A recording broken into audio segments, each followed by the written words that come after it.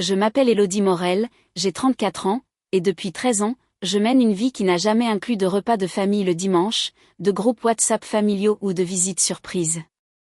J'ai appris très tôt que le silence est plus sûr que le chaos et que le travail est plus facile à comprendre que les gens. Je dirige une entreprise de pâtisserie et traiteur sucré qui fonctionne tard dans la nuit, depuis un laboratoire professionnel situé dans une zone d'activité en périphérie de Lyon. Des cakes, des financiers, des mignardises, tout ce qui permet de payer les factures et de garder mon esprit stable. Le mois dernier, cette entreprise a explosé d'une manière que je n'avais jamais prévue. Les commandes ont bondi, les contrats ont été signés, et soudain, les chiffres disaient quelque chose que je n'avais jamais osé dire à voix haute, je pouvais laisser mon minuscule studio derrière moi. Alors, j'ai acheté un pavillon bien plus grand que celui dans lequel j'ai grandi, plus grand que tout ce dont j'aurais jamais cru avoir besoin. Un endroit avec une cuisine qui ressemblait à une promesse et des pièces dont je n'avais pas encore décidé l'usage.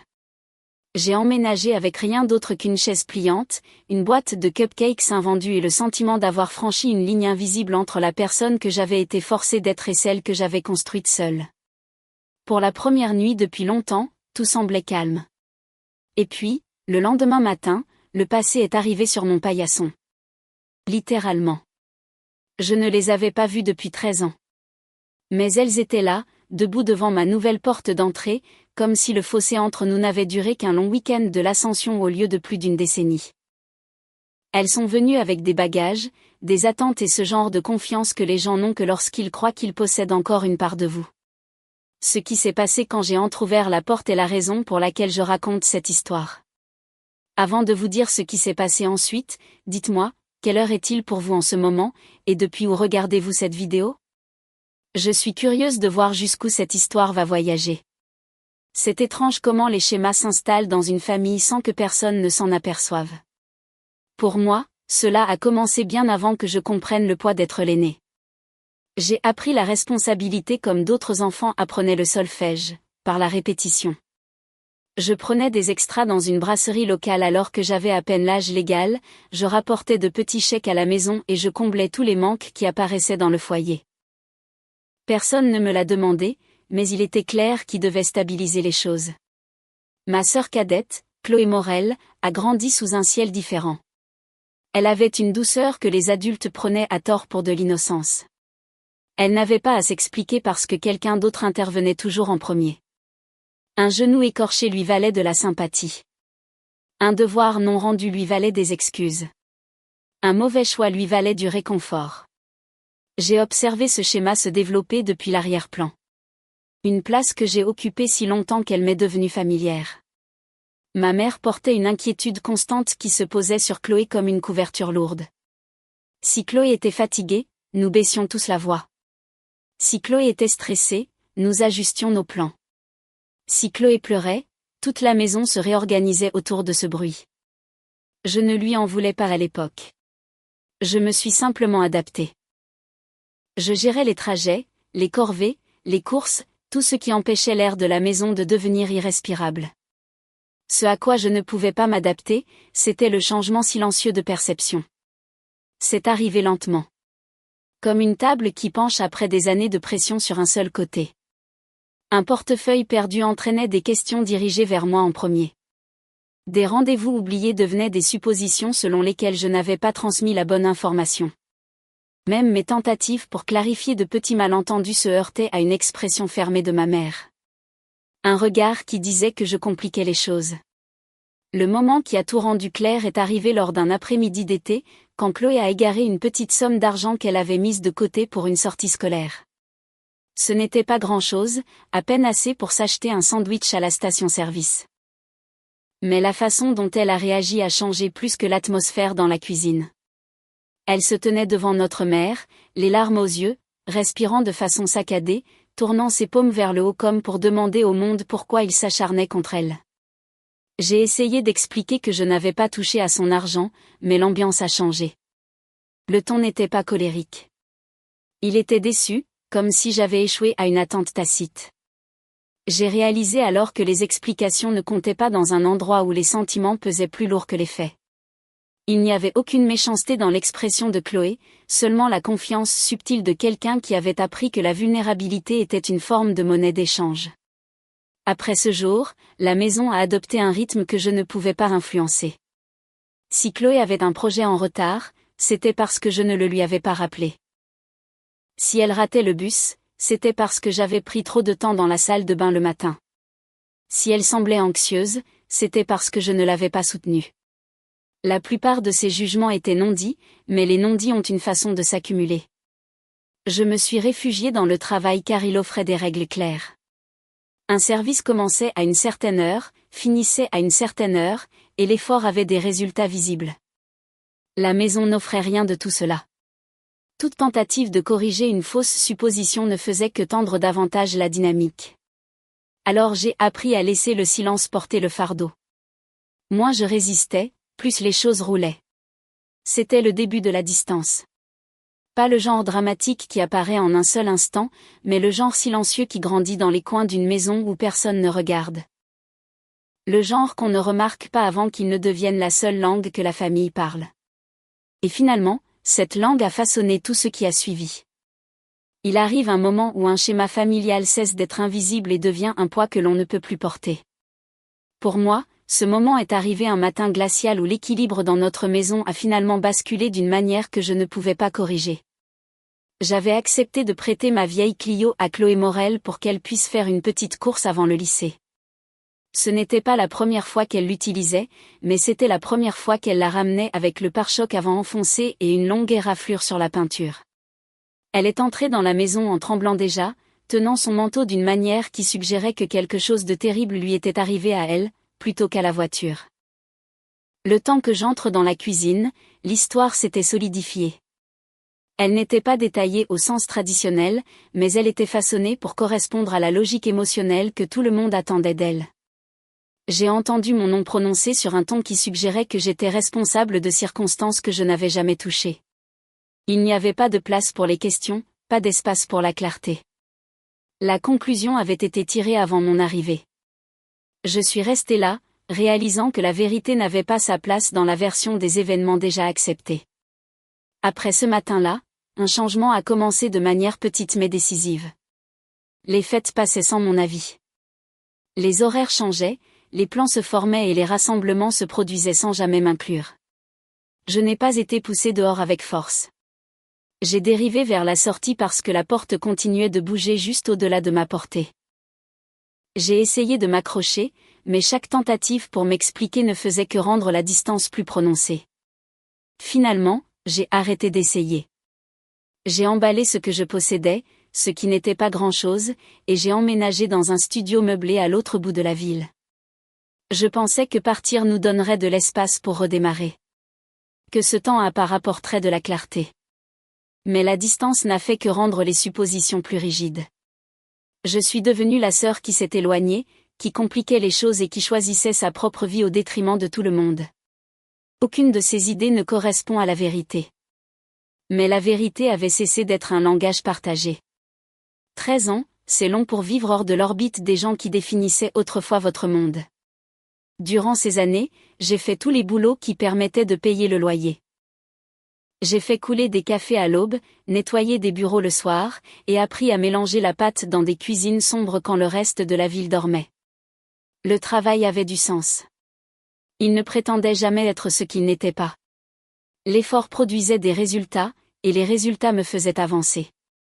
Pendant ce temps, Chloé Morel créait sa propre mythologie en ligne. Je ne l'ai pas vue au début. Je n'étais connectée à aucun des contes de la famille, mais les nouvelles voyages, surtout quand l'histoire est dramatique. J'ai entendu dire qu'elle postait des phrases cryptiques sur la trahison, la guérison et le fait de trouver la force quand certaines personnes vous abandonnent pour leur propre confort. Elle écrivait sur le fait d'être laissée pour compte, de porter seule des fardeaux émotionnels, d'aimer des gens qui ne l'aimaient pas en retour.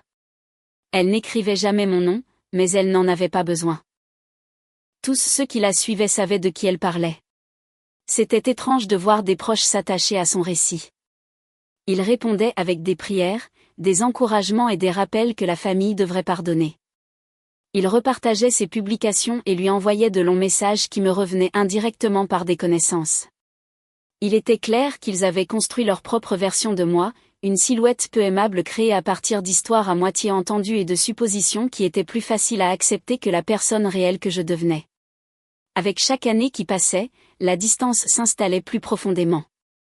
Les anniversaires passaient sans être souhaités. Ma mère a changé son numéro de téléphone sans me le dire. Des cousins se sont mariés sans m'inviter, bien que j'ai entendu dire par quelqu'un d'autre que j'avais été mentionnée dans un discours comme la sœur qui avait perdu son chemin. Je n'ai rien corrigé de tout cela. Je n'avais pas l'énergie de réécrire des histoires que les gens ne voulaient pas voir réécrites.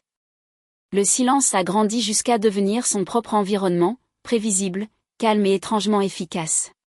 Et au sein de ce silence, j'ai construit le début d'une vie qui m'appartenait entièrement. La croissance s'annonce rarement. Elle arrive par incréments silencieux qui ne prennent sens que lorsque vous regardez en arrière. Mon propre tournant a commencé dans un coin d'un laboratoire de cuisine partagé que je louais alors dans l'Est lyonnais. Je prenais le créneau de fin de soirée, en partie parce que c'était moins cher et en partie parce que personne d'autre n'en voulait. Ces heures m'ont donné de la place pour expérimenter des recettes, brûler des fournées et apprendre sans que personne ne regarde.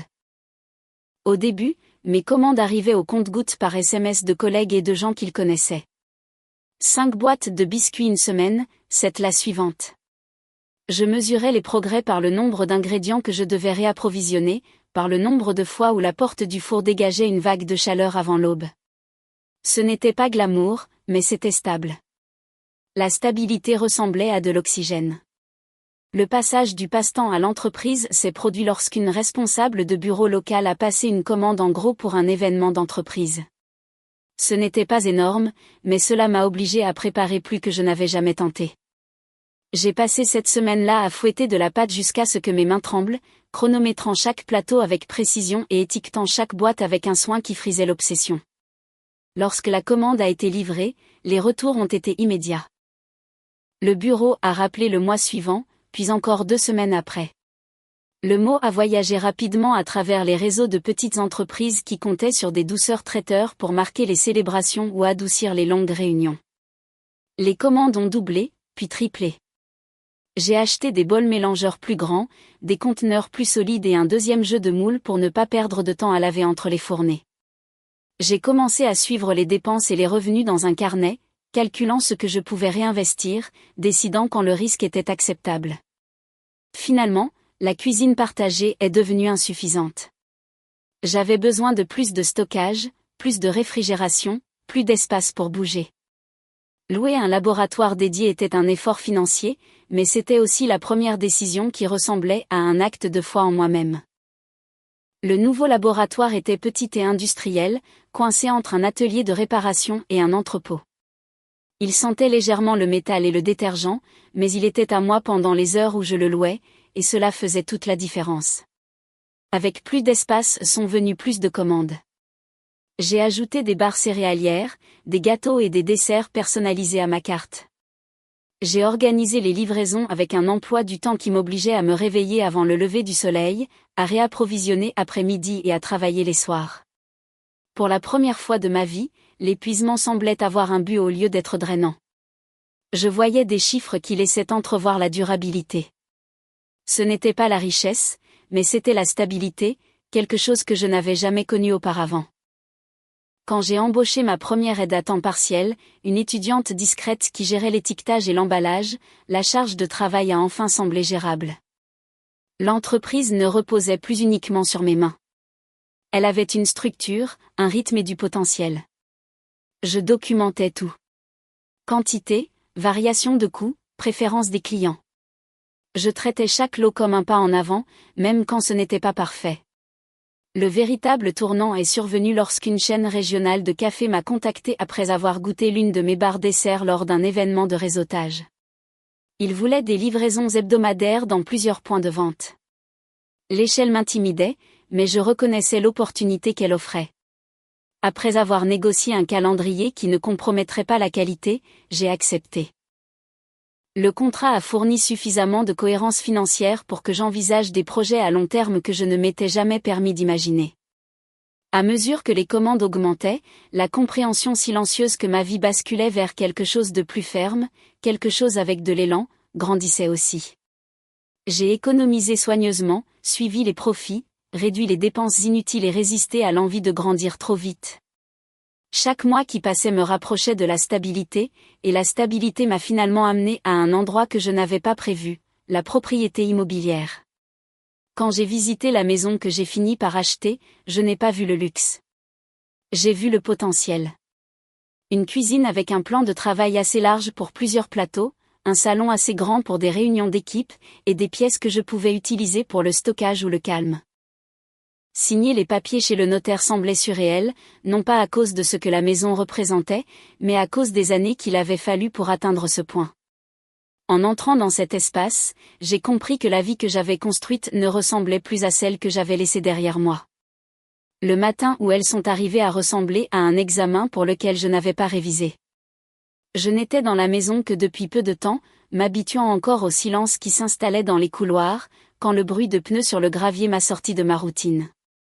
Un mouvement sur la caméra de sécurité a attiré mon attention, 2 silhouettes sortant d'une voiture avec une aisance qui suggérait la familiarité plutôt que la prudence. L'une portait une valise. L'autre scannait le porche comme si elle évaluait ce à quoi elle croyait avoir droit. Les voir sur mon écran après 13 ans semblait irréel. Chloé Morel, ma jeune sœur, bougeait avec la même confiance rodée qu'elle avait perfectionnée bien avant l'âge adulte. Le genre qui venait de la conviction que les règles s'appliquaient à tout le monde sauf à elle. Derrière elle se tenait Isabelle, ma mère, agrippant son gilet comme si elle s'attendait à ce que la maison l'accueille de retour. Ni l'une ni l'autre ne semblait incertaine. Ni l'une ni l'autre n'hésitait. Elle venait comme pour répondre à une invitation que personne n'avait envoyée. Je ne me suis pas précipitée vers la porte. Je les ai regardés plus longtemps que nécessaire, assez longtemps pour reconnaître leur posture, leurs suppositions partagées, leur attente que les années de distance plieraient au moment où j'apparaîtrais. Quelque chose en moi a analysé la situation. J'ai marché jusqu'à la table près de l'entrée, j'ai pris le dossier que j'avais préparé quelques jours plus tôt, et j'ai senti son poids se poser dans ma main comme une promesse que je m'étais faite à moi-même. Ouvrir la porte seulement légèrement était délibéré. J'ai gardé l'ouverture assez étroite pour garder le contrôle, mais assez large pour éviter tout malentendu. Elle se tenait directement devant moi, assez près pour que je puisse voir la brillance sur les ongles fraîchement faits de Chloé et la légère irritation dans l'expression de ma mère. Aucune ne correspondait à la gravité des années qui s'étaient écoulées. Chloé a tendu la main vers la poignée de sa valise avec une certitude décontractée. Elle a orienté son corps vers le seuil, comme si entrer à l'intérieur était une formalité pour laquelle elle n'avait pas besoin de ma permission. Ma mère s'est positionnée légèrement derrière elle, comme elle le faisait autrefois chaque fois qu'elle s'attendait à ce que j'obtempère sans protester. Pendant un instant, elles ont toutes deux attendu la version de moi qu'elles avaient façonnée, silencieuse, docile, responsable du confort de tous les autres. Au lieu de cela, je suis restée immobile. Le dossier dans ma main est resté fermé, mais sa présence créait une distance invisible qu'elle n'avait pas anticipée. La dynamique a changé. La posture confiante de Chloé a vacillé juste assez pour que je le remarque. L'expression de ma mère s'est durcie d'une manière que je reconnaissais des années plus tôt. Le regard qu'elle utilisait quand elle croyait que l'obligation l'emportait sur l'autonomie. Tenir bon me semblait peu familier et puissant. Je ne me suis pas appuyée sur des éclats de voix ou des explications. J'ai laissé les limites parler d'elles-mêmes. J'ai placé le dossier légèrement en avant, sans l'offrir, sans le cacher, reconnaissant simplement son existence. Une notification formelle, une interdiction de pénétrer sur la propriété déjà constatée par huissier, et un livre de compte documentant chaque dépense, chaque dette, chaque manipulation qui m'avait lentement effacé du récit familial. Ces documents représentaient une version de moi-même qui avait enfin appris à écrire les choses au lieu de les porter en silence. L'air entre nous est devenu plus lourd. Chloé a déplacé son poids, recalculant la situation. Les yeux de ma mère sont passés de moi au dossier, puis à l'étroite fente de la porte ouverte, comme si elle réalisait que le foyer dans lequel elle supposait pouvoir entrer n'était plus une extension de son autorité. Je n'ai ressenti aucune urgence à combler le silence. Ce n'était pas ma responsabilité d'apaiser leur inconfort. Elles attendaient la permission. Je ne l'ai pas donnée. Je n'ai pas élevé la voix ni répété ce que les documents rendaient déjà clair. La limite existait, qu'elle l'accepte ou non. Finalement, j'ai reculé, non pas pour les inviter à entrer, mais pour poser le dossier sur la petite console derrière moi. Je l'ai positionné délibérément, un rappel que chaque décision à l'avenir serait écrite, mesurée et choisie par moi seule. Le moment est resté stable, ininterrompu, chacune de nous comprenant ce que les années de séparation avaient changé. Au moment où la porte s'est finalement refermée derrière elle, la maison semblait différente. Pas plus silencieuse. Le silence était ma norme depuis des années, mais définie, comme si les murs eux-mêmes comprenaient la limite que j'avais tracée. Je suis restée là plus longtemps que nécessaire, laissant l'adrénaline retomber avant de retourner à la cuisine. Il n'a pas fallu longtemps pour que mon téléphone vibre. Le timing était prévisible, presque répété, la façon dont les problèmes voyageaient toujours par les mêmes canaux. Les premières alertes sont venues de cousins à qui je n'avais pas parlé depuis plus d'une décennie. Des captures d'écran de publication apparaissaient en succession rapide. Je n'ai pas ouvert les messages, mais les aperçus suffisaient pour rendre leur intention claire. Chloé n'avait pas perdu de temps pour remodeler le récit. Des photos de mon Porsche étaient jumelées à des légendes qui cadraient son arrivée comme un acte d'espoir et mon refus comme de la cruauté. Elle comprenait la scène numérique aussi bien qu'elle avait compris le paysage émotionnel de notre famille. La sympathie affluait vers elle avec une vitesse familière. Je n'ai pas répondu. M'engager m'aurait ramené dans le scénario qu'elle contrôlait depuis des années. Au lieu de cela, j'ai ouvert mon ordinateur portable, rédigé un court email et l'ai envoyé aux proches, utilisant toujours les mêmes adresses qu'avant. Ce n'était pas une explication. Ce n'était pas une supplique. C'était une limite écrite clairement, communication limitée aux emails, pas de discussion impliquant de l'argent ou un logement, pas d'accusations ou de pics émotionnels. Tout ce qui sortait de ces termes serait ignoré. Je ne l'ai pas justifié. Je ne l'ai pas adouci. J'ai simplement établi les règles que j'aurais dû fixer 13 ans plus tôt. D'autres messages sont arrivés. Quelques proches ont envoyé des paragraphes m'accusant d'abandonner les valeurs familiales. Quelqu'un a prétendu que j'avais oublié d'où je venais. Un autre a insisté sur le fait que je devais à Chloé une opportunité de remettre sa vie sur les rails. Le ton familier de l'obligation morale résonnait dans chaque message. Mais cette fois, cela ne m'a pas ébranlé. Il recréait une pièce dans laquelle je ne jouais plus. Peu de temps après, ma mère a envoyé un email d'une seule ligne. Pas de salutation, pas de ponctuation. Le genre de message destiné à provoquer la culpabilité. Tu as brisé le cœur de ta sœur. Il portait le même poids sur lequel elle s'était toujours appuyée. La culpabilité déguisée en inquiétude. L'obligation cadrée comme de la moralité. J'ai fermé l'email sans répondre. Plus tard dans la soirée, quand j'ai vu son nom apparaître à nouveau dans ma boîte de réception, je n'ai rien ressenti de tranchant. Juste une reconnaissance tranquille des schémas qu'elle croyait encore pouvoir utiliser pour m'influencer.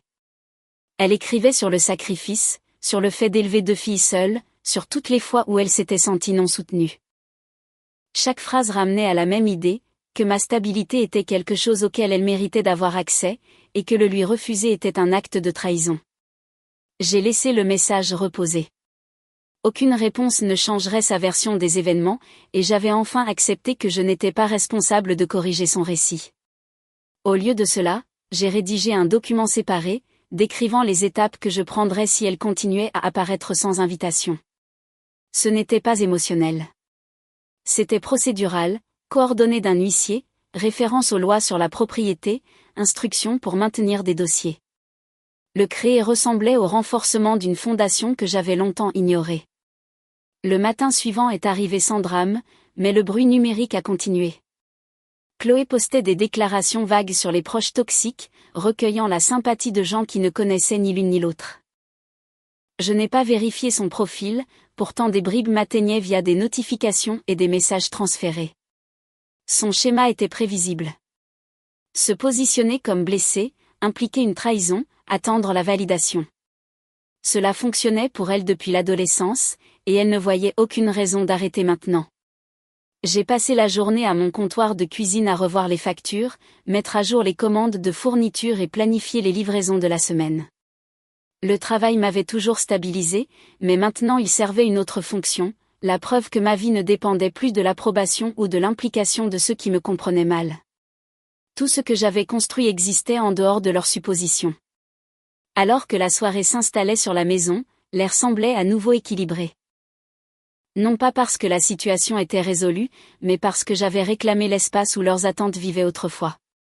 Les documents sur ma console restaient intouchés, attendant le moment où ils pourraient être nécessaires. Je n'espérais pas qu'ils seraient inutiles. L'espoir n'avait rien à voir là-dedans. Ce qui comptait, c'était la préparation.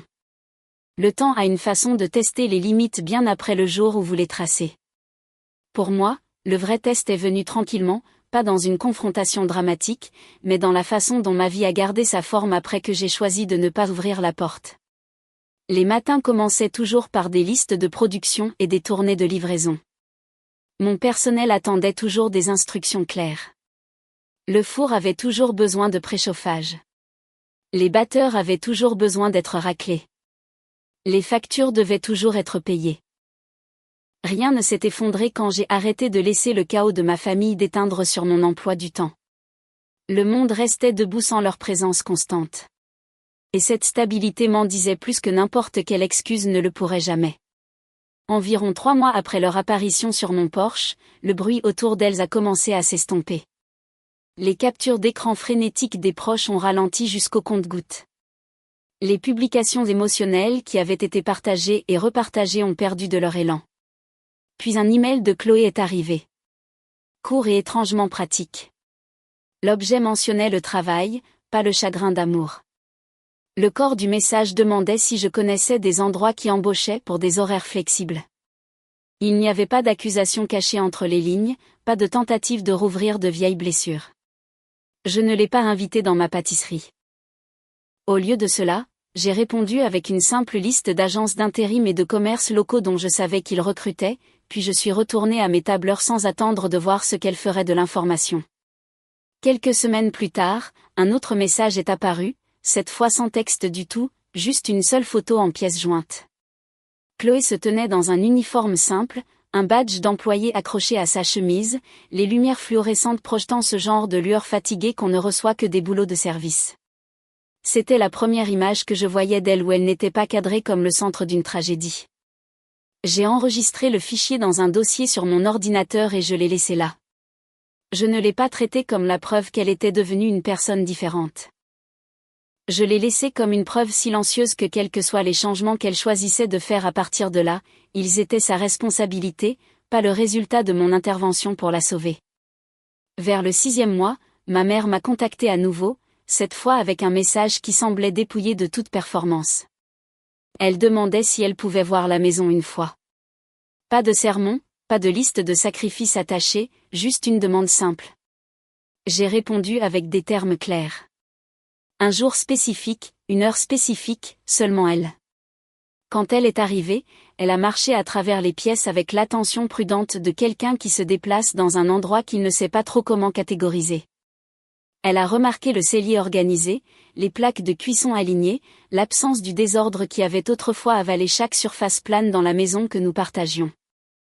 Nous nous sommes assises à la table de la cuisine pendant qu'elle commentait de petites choses pratiques, la solidité des chaises, la profondeur de l'évier, le fait que j'avais assez d'assiettes pour une table pleine de gens qui choisissaient réellement d'être là.